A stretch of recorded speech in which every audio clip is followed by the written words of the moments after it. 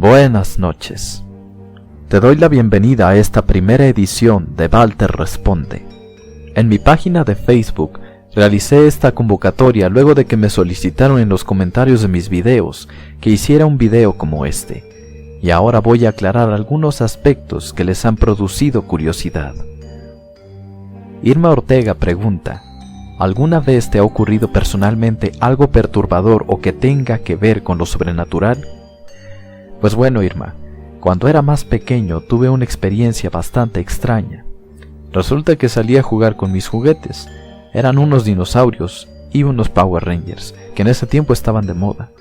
Eran unos bastante pequeños, no medirían más de unos 5 centímetros, y estaban en ciertas poses.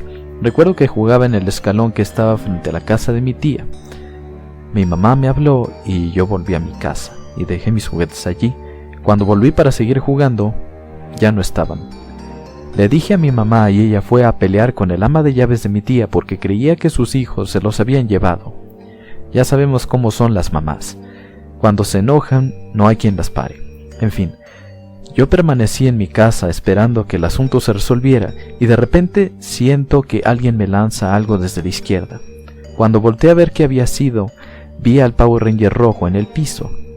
Después volteé al otro lado y allí estaban todos mis juguetes. A la izquierda solo estaba una puerta cerrada, y hasta el día de hoy sigo sin saber qué pasó.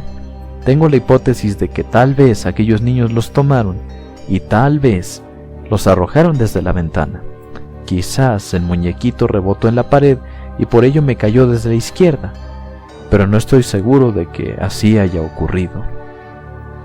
Andrés Sánchez pregunta: ¿has pensado mostrar tu identidad a tus suscriptores?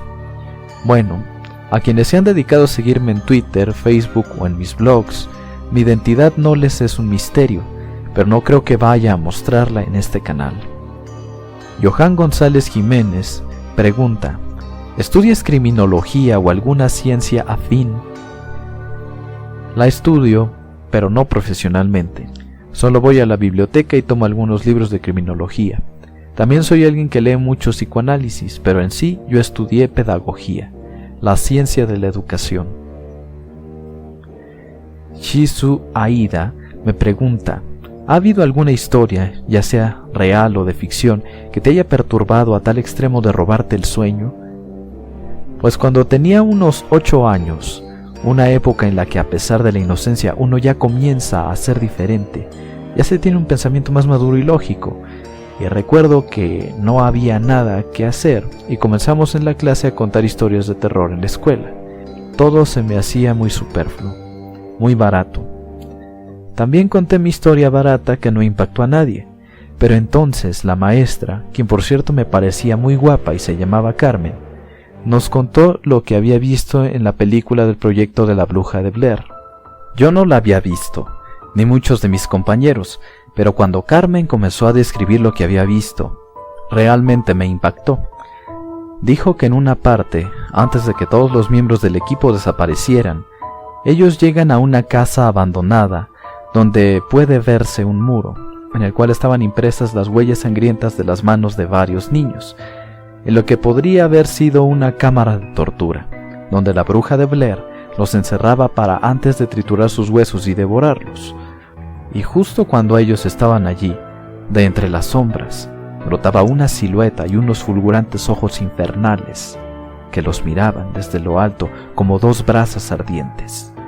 Era la bruja de Blair. Y esa misma noche, no quería entrar a mi propia habitación y obligué a mi papá a acompañarme hasta que me quedé dormido.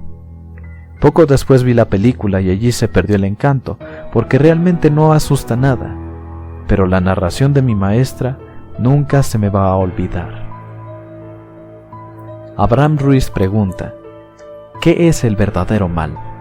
¿Matar a alguien es justificable si es un monstruo? El verdadero mal existe donde quiera que alguien dé prioridad a la banalidad por encima de las necesidades y derechos de los demás. Quien mira a la gente pobre y decide comprarse un atuendo carísimo que no necesita y solo para presumir, allí hay maldad. Cuando un cazador furtivo despoja de la vida a un animal solo porque quiere vender la piel, allí hay maldad. Cuando un matador asesina a un toro solo por su estúpida tradición cultural innecesaria, allí hay maldad. Y bueno, todos tenemos un poco de verdadero mal en nosotros, y el reto es reducirlo en lo más posible. Y lo de matar a alguien si es un verdadero monstruo, pues es un asunto que se pondera. Es un dilema moral. Matar al monstruo y convertirse uno mismo en asesino, o permitir que siga realizando atrocidades, aunque a veces no hay mejor opción que buscar la que beneficie a la mayoría. Brian Cárdenas pregunta: ¿cuál fue tu razón para crear un canal de YouTube? Simplemente que me gusta el horror, y muchos casos en la historia de este mundo, desde la antigüedad hasta nuestros aciagos días, tienen mucho de cruel e interesante, y quise compartir mis interpretaciones de esos hechos con más gente.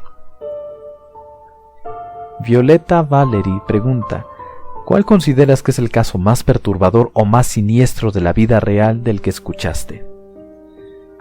Pues no ha sido uno sino varios que se han esparcido por la Deep Web, en los que padres de familia o gente que se las ingenia para adoptar enseña a las niñas y niños a tener sexo con adultos.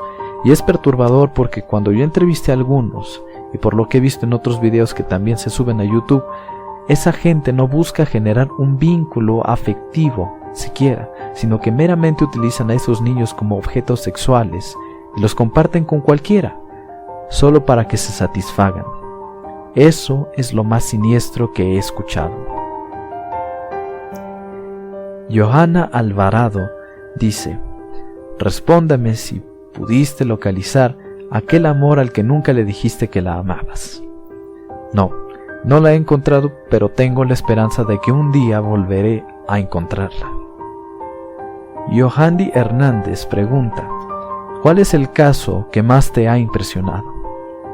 Si hubo un caso que me impactó por lo grotesco y repugnante que fue, es el de Elisabeth Fritzl, tan solo por la premeditación que tuvo Joseph para preparar una mazmorra donde la mantuvo cautiva para abusar de ella por 24 años. Berenice Nova: ¿qué es lo que te motivó a hacer videos sobre esta temática? La necesidad de mayores explicaciones sobre la naturaleza humana cuando se habla de horror.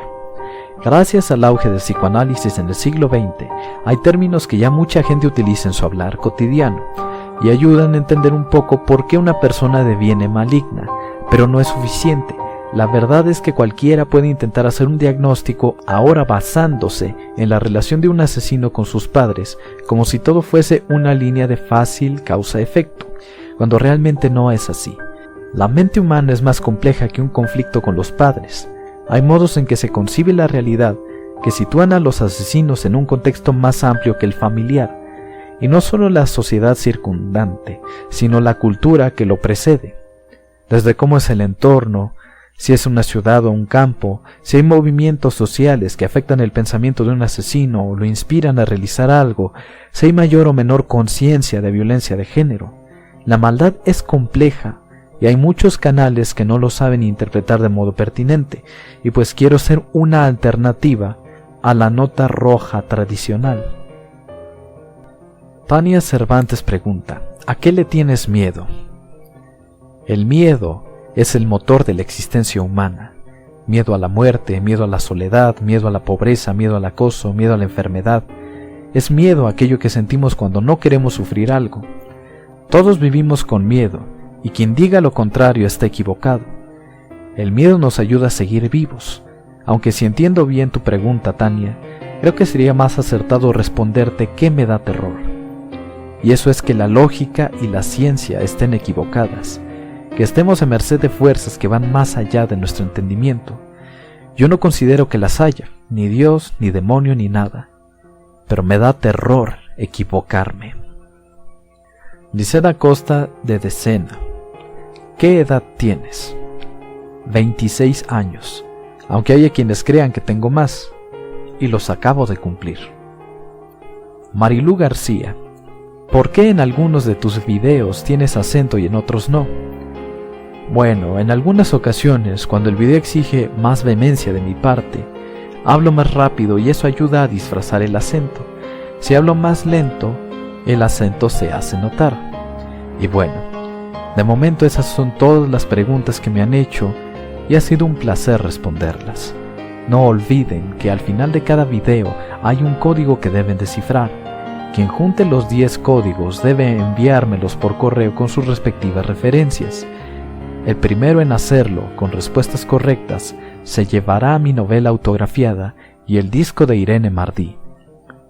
Si no logran ganar, pronto colocaré en mi página de Facebook los links para que puedan adquirir el libro tanto en físico o bien en formato digital. No olviden que el horror de Walter apenas comienza.